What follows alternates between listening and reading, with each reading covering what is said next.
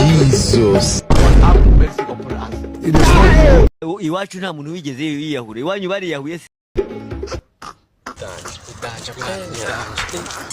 Mbasi barase sibaba niga bibirama bari bara hakurya Satani yari kamwereka tuje kubahamagara urumva tuje kubahamagara ibiraha niga amatwi kugira ngo nume Satani reka mbwire Satani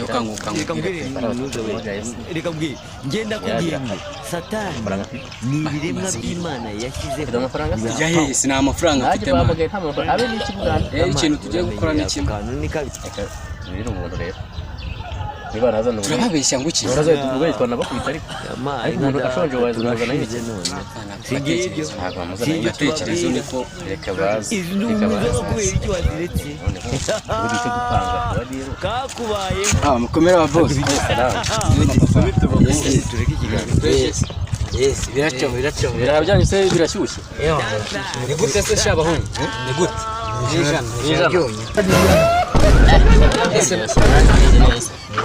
kari dutoya se mwana ariko baramufunze unje nyine oya kari dutoya baraga dutoya se yebeye ko ifarini henda ariko mwana prepara gari mwana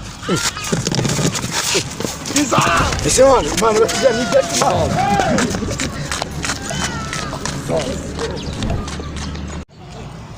Mani mudusizi cha.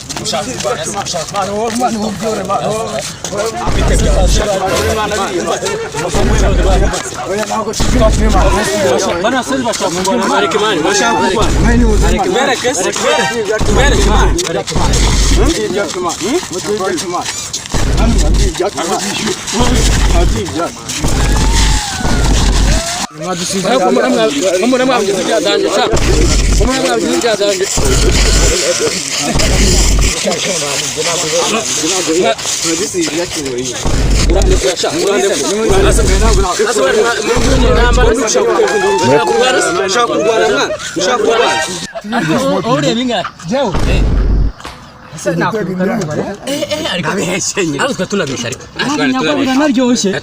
biranaryoshye wabyumvishe byadanje